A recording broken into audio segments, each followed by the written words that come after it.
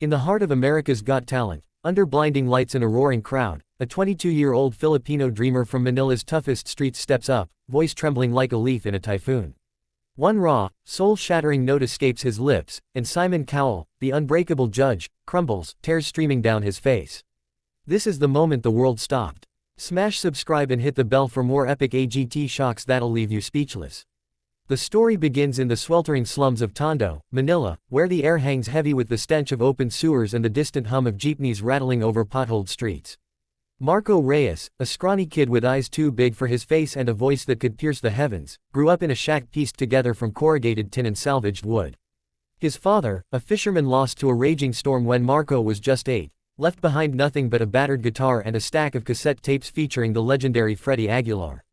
Every night, as rats scurried in the shadows and his mother, Elena, coughed through another feverish bout, Marco would strum those strings, mimicking Freddie's gravelly timbre on songs like Anik and By & Co.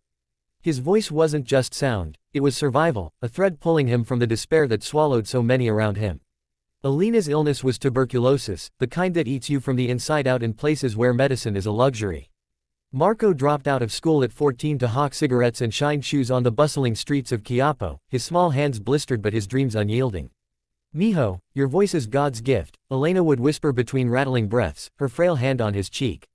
"Take it to America. Make us proud." Those words became his North Star.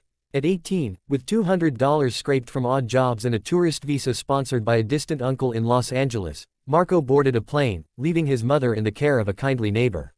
The flight was his first taste of the sky, and as the Philippines shrank below, he vowed to return a conqueror. Landing in LAX was like stepping into a fever dream. Palm trees swayed against a smoggy sunset, and the uncle's cramped apartment in Koreatown smelled of adobo and exhaust fumes. Uncle Tito, a former OFW himself, worked double shifts as a security guard and urged Marco to do the same. Days blurred into nights, bussing tables at a Filipino eatery in historic Filipinotown, mopping floors at a 24-hour diner, and practicing vocals in the alley behind the building, where homeless men nodded along to his serenades. But America wasn't the golden land of movies. Marco faced sneers from customers who mangled his name, Marco Polo. Like the Explorer, and worse, rejection.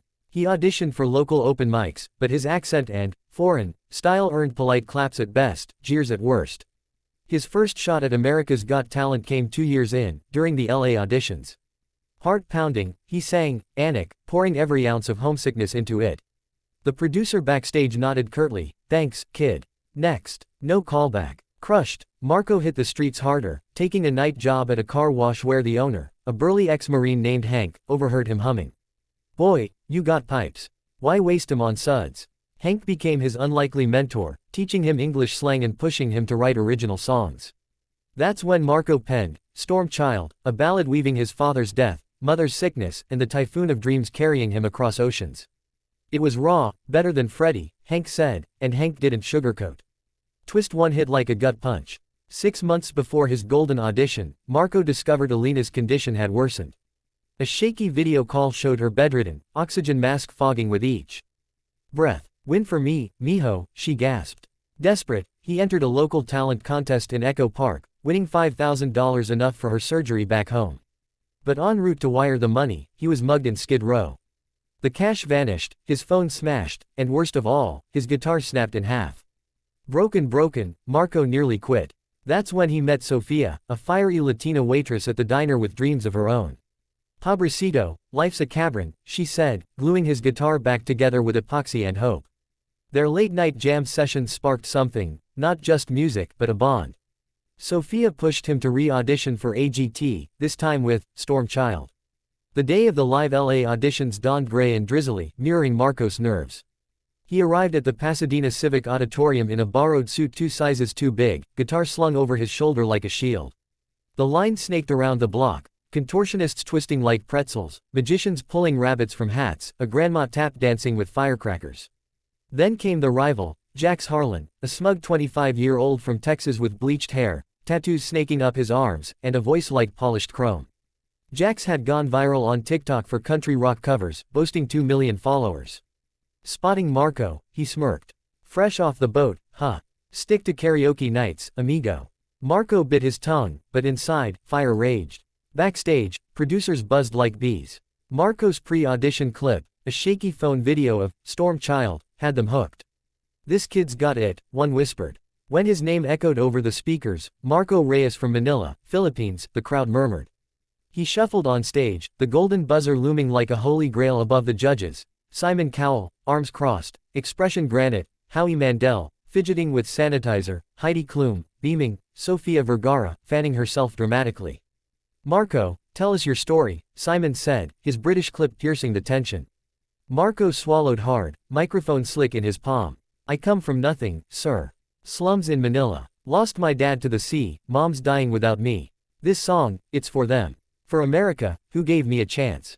Simon leaned forward. "All right, impress us." The first strum trembled. Marco's fingers fumbled the opening chord, and Jax's laugh echoed from the wings. Disaster loomed. But then, eyes closing, he remembered Alina's cough, the mugger's knife, Sophia's glue-stained hands. His voice erupted, not Freddie's echo, but something fiercer, a storm of gravel and silk weaving loss into triumph. Waves crashed down on a boy too small, father gone, but the sea calls us all. The lyrics poured out, his tone shifting from whisper to wail, hitting notes that bent the air. 10 seconds in, Heidi's jaw dropped.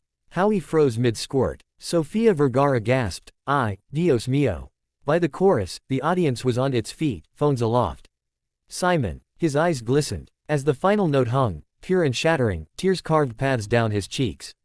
Silence. Then pandemonium, standing ovation thundering like applause from the gods. Simon stood, voice cracking. "Marco, that was extraordinary.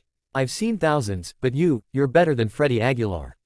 Bloody hell, you're a superstar." 4 yeses. Golden buzzer. No need, the crowd demanded it. Confetti rained as Marco collapsed to his knees, sobbing. But twists don't end with glory. In the green room, Jax cornered him. "Fluke, wetback. I'll bury you in the lives." Sophia, who'd snuck in as a volunteer, overheard and vowed payback. Word spread online. #Filipino storm went viral, racking 50 million views overnight. Back home, Freddie Aguilar himself tweeted, "Proud of you, Marco. You've surpassed the master. Mabuhay." Quarterfinals in Vegas, Neon Hellfire, Pressure. Cooker. Marcos, Storm Child, remix with orchestral swells slayed again, but Twist 2 struck. Midway through rehearsals, a call from Manila, Elena had flatlined. Heartbroken, he considered quitting. Sophia rallied him, "She needs you to win." On stage, he dedicated the performance to her, voice breaking mid-verse. Judges wept anew. Simon, "This boy's unbreakable." Semi-finals brought Twist 3, Betrayal. Jax, advancing 2, sabotaged Marco's mic during soundcheck, static crackling like vipers. Tex fixed it seconds before airtime, but Jax taunted, "Choke, foreigner." Marco didn't. He switched to acoustic, Anik, unplugged Ronis stunning the MGM brand. Heidi, perfection. Votes poured in, Marco topped the leaderboard. Finals night, Dolby Theater aglow. Celebrities packed the seats. Twist 4, as Marco took the stage for his winner's song, a mashup of Storm Child and an original finale, chest pains hit. Collapsing mid-note. No, he powered through, vision blurring, revealing later it was a panic attack from the weight of it all. The finale crescendo. Flawless. Golden confetti. Winner, Marco Reyes. Simon hugged him on stage, whispering, "You changed my cynical heart, lad." Prize money. Half to Alina's full recovery, she flew in secretly, wheeled on stage for the embrace heard round the world. Jax apologized publicly, humbled. Marco's life exploded. Album deal, world tour, Manila homecoming concert for 100,000.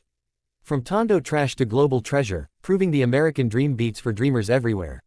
But the real magic. In quiet moments, strumming for Elena, now healthy, he knows, one voice can silence storms.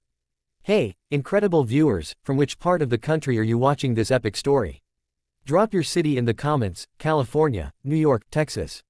Let's see that map light up.